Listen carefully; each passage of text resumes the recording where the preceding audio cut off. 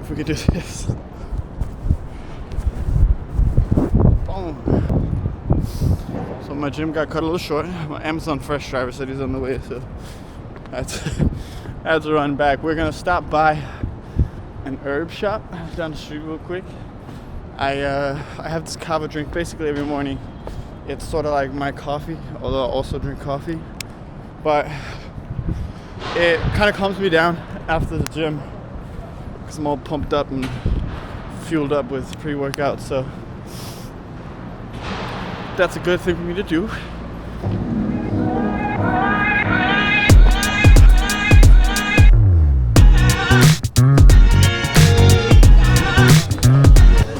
Morning, brother. What's up, buddy?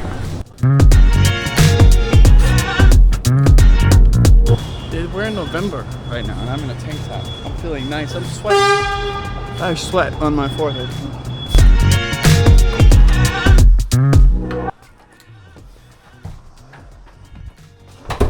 Look at all these helpless motorcycle hummers.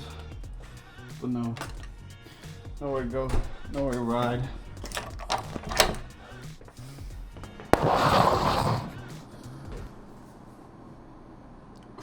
That was a rough one.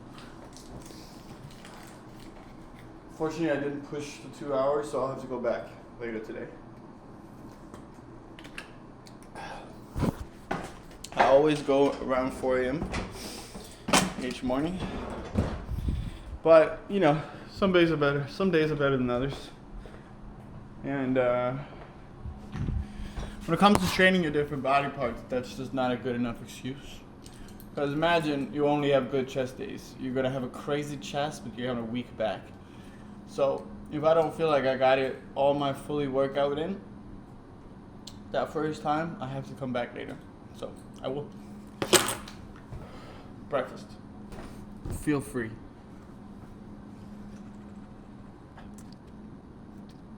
Not the best taste. And Devin was sweet enough to make it. I'm on my way to the office, and as you can see, I'm dressed pretty casually. However, I'm not client facing today, but I do like to dress nice, don't get me wrong, but I don't think it's mandatory, and I don't think it's mandatory today. Like in today's age, I think it adds value for sure, and I think, how do I say this without offending anybody? My appearance, I work hard on already. I go to the gym every day. I'm well groomed. I think I put some effort into how my skin looks, at least on the tattoos. And so for me, I almost want to say I've earned showing up in a t-shirt. And I also try to make sure that, you know, if you're showing up in something as simple as a t-shirt, then you wear an expensive watch or it's a high quality t-shirt. Something that shows effort, I guess, right? But I think I've seen a lot of people show up in a blue suit and they look beat up.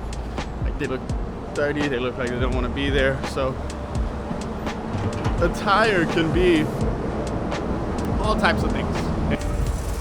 As long as whoever you're meeting knows you're an expert in your field and that you can get that point across good enough, then the suit doesn't matter. In the beginning, maybe wear a suit. If you don't know what you're doing, wear a suit.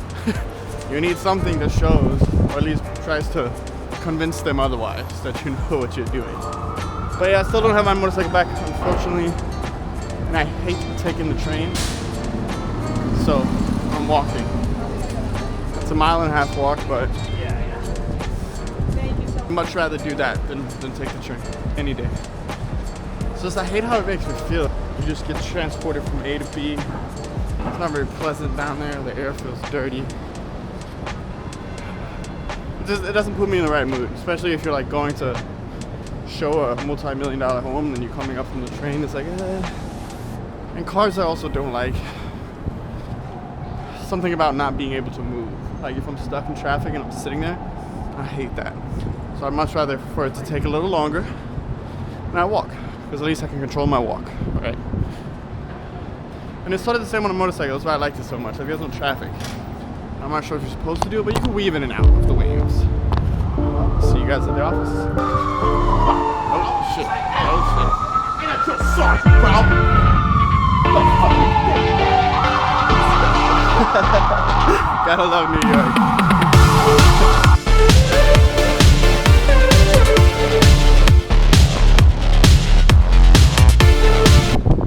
So many of these are closing. This used to be a $1 pizza slice spot.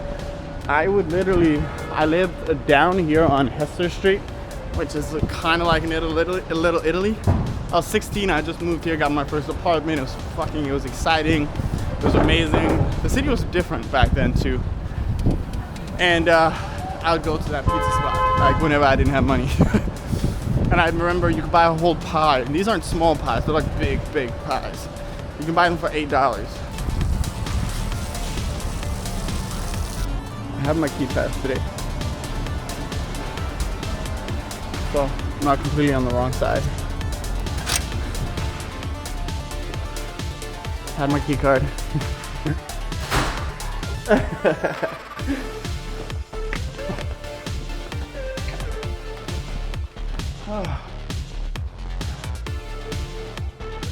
Bye.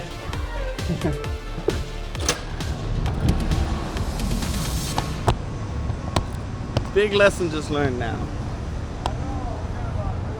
People really are looking at me funny when I carry this around. But big lesson. And this is not just in real estate, but in life, I think.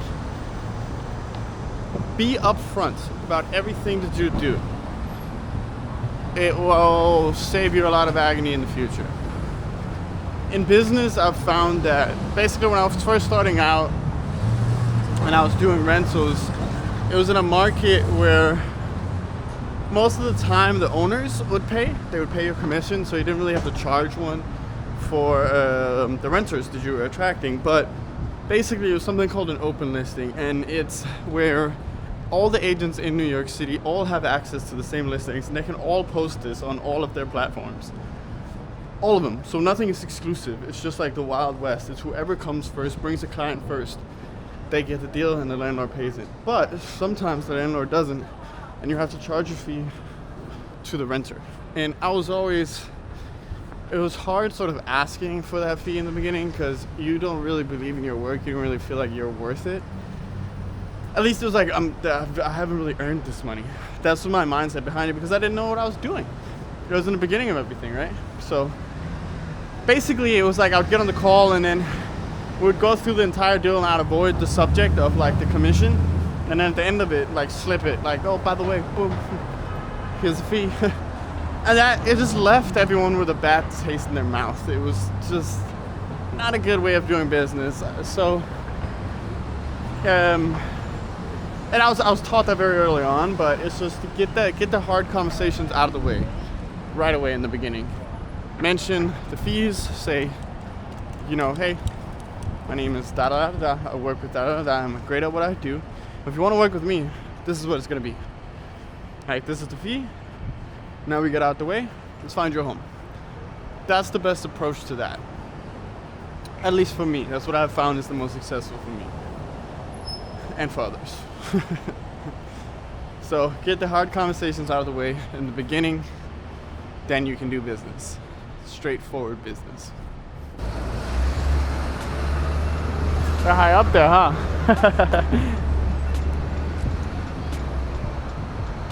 What a job. Say what you will, but they probably get some amazing views.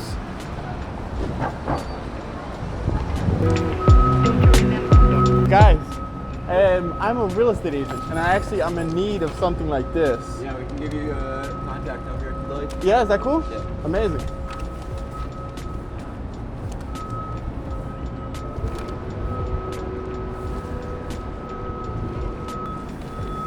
How many of these do you guys do a day? A lot. We're doing Sounds like a lot. 500 a day. 500, sometimes a couple thousand. 216. 216. Thank you, man. Have a good day, guys. So, this is like advertising in New York City. That's how they do. So, hopefully we can get these guys to put up a flyer we've been working on now. And even stuff like that, like posters, it can be silly. Like, it can be... Oh, fuck. I missed my bike, man. Damn, that sounds so fun. But, okay.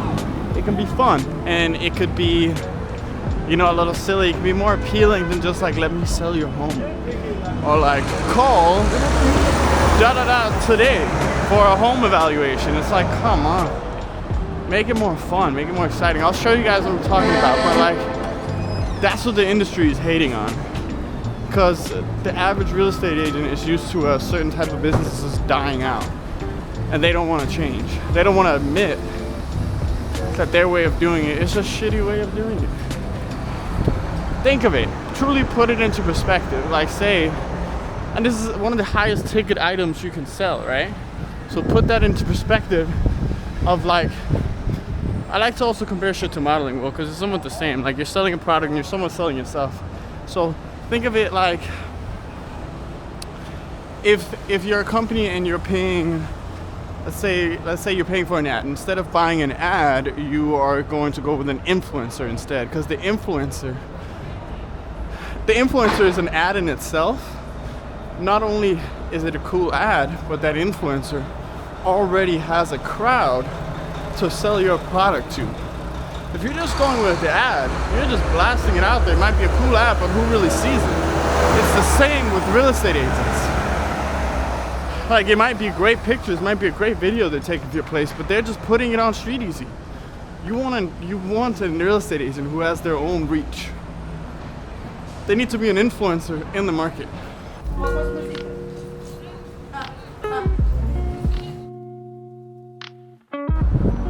Things can be done differently. There's many ways to do one thing, and in an ever-changing world, in a very new age, we need new things. We can't stick to our old ways. We need to be open-minded.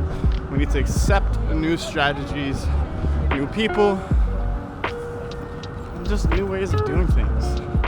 It's like, don't be afraid of new players, embrace them, or they will come in and take over, and you will be kicked out. That's inevitable. You might as well accept it and be thankful of change, be thankful it's a business that's evolving. That's how I look at it.